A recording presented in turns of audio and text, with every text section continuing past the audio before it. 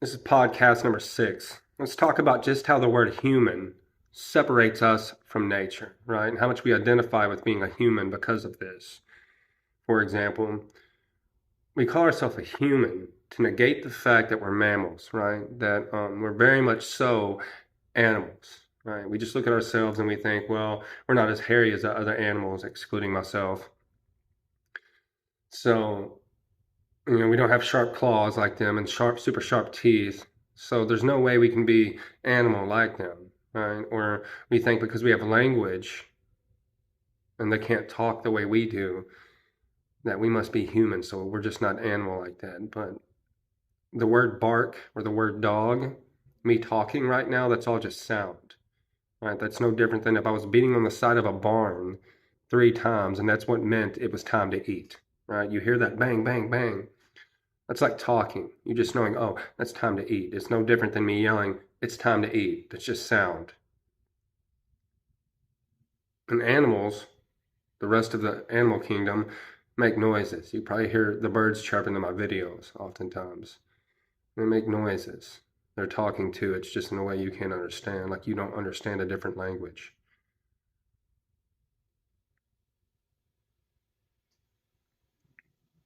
It's no different than, like some others talk about, if you were to see a deer on a bicycle, right, you would think, man, that's so odd, an animal's on a bicycle. But when you're on a bicycle, it's just a monkey, a mammal on a bicycle. It really isn't any different. If alien came down to the planet and seen you riding a bicycle, it'd be like, damn, that animal's riding a bicycle. That monkey. And your language would sound like chirping.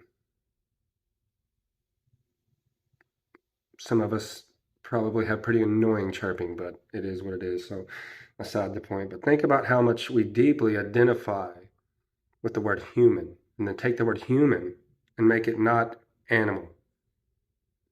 When very much so, we are mammals, we are animals. That side is expressed through us in what most people would call the shadow, the part the ego tries to bury behind it that says, not me, I'm not animalistic. Have you ever done something that is just out of your character and you're like, wow, that wasn't like me? It's the shadow. It's the part of you that the ego is trying to keep in the back so you don't recognize this. And you're equally animal and capable of animalistic things. The only way you can really transcend those things is to be aware of that part of yourself, or it wouldn't just suddenly arise out of anywhere. And then we have to ask ourselves, why do we do this? Why do we take the word human and use it to deeply separate ourselves from the rest of nature?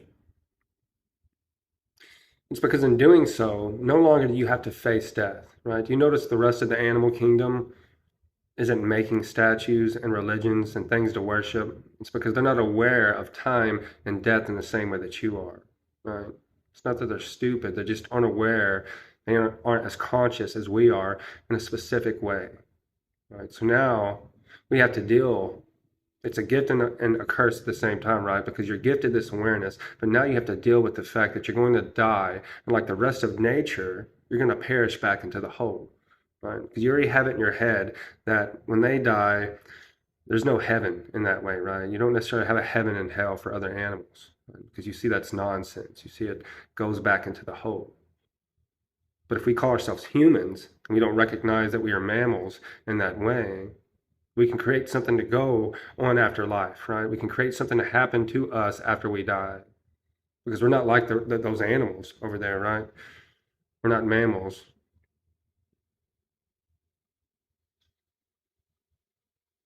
So we have to do this to deeply separate ourselves from nature, because then we don't have to face death in a certain kind of way. You can face it now with religion and other little techniques like that, but it's not the same. It's not the same as when you deeply recognize that you're an animal, and that you have no idea at all how or why you're here in that way. There's no religious scripture that's going to tell you this or that created you, right?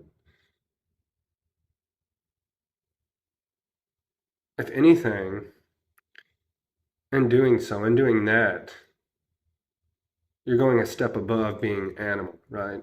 Because it's still animalistic to run away with this gift that we call awareness and use the thinking mind this thing that we're supposed to be in charge of, but most of the time is in charge of us. And we run wild with it, right? We create, but I'm going to die, so what happens to me after this? It just creates a kind of suffering. It gets in the way of what's actually there, which is that look at the prior model. If I'm human and we're separate from everything else, then everything else has to be one in some kind of way, right? Well, it's even more so one like that when you are equal to the rest of the animal kingdom. Like how in a dream, it's all the same one awareness, right? In a dream, everything is equally the same one awareness. And that's how it is right now. How hard is it to recognize that if you assume I am a human, I'm separate from that over there, and we're not all equally the same one awareness? I would just like to remind you that this is something you can deeply recognize, right? It's not one of those things where you just watch the video, oh, I kind of got it, and then drop it. No, you can be meditative with this. You can have deeper recognitions until there's an absolute 100% understanding of how you are equally animal, equally nature. For example, there was a time I'd been thinking about this off and on all week, and I pull up to the stoplight and I look over and it just randomly occurs to me. I see this woman, she just got done fixing her wig. She's wrapping her hands back around the steering wheel. She's got fingernails on. Her chain's still kind of swaying from the momentum of the vehicle. And it just deeply occurs to me how she's just this monkey with these little plastic things on the ends of her finger, this paint smeared on her face, lipstick. She's got this fake wig on. She's wearing like this monkey with these clothes on, right? We're both just monkeys, mammals in these metal machines with clothes on. She's got fingernails and makeup and a little bit more, but it was just a deeper recognition. To me, it was the absolute. There was no, it was almost like looking at a cartoon at this point. Not that she looked like a cartoon character, but how you would think of an old cartoon just drawing a monkey in a car driving off, right? Having all the human characteristics, like a hat on, clothes, like it was like that. Like just in a deeper way, recognize how we were both monkeys, just mammals. We don't have to call it monkeys because, I'm sure that's gonna trigger some people, but you know, it's deeply recognize how we're both animals, just mammals in that way, and how there was no separation between myself and the rest of the animal kingdom. I was just a different shape and form of it.